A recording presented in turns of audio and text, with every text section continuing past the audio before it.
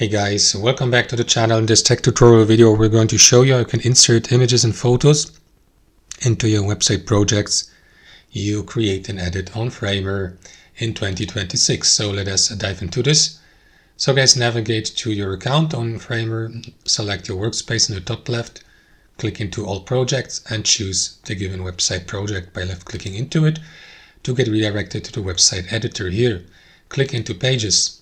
Select the given page from that list, and after that choose insert here in the top left, navigate to media and choose image.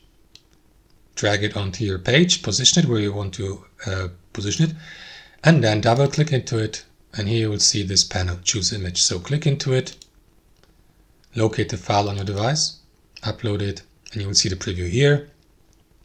The image here, you can resize it, for example, position it, adjust the resolution here, crop it, and so on and so forth. So that's it guys, that's how you insert an image on your page on Framer.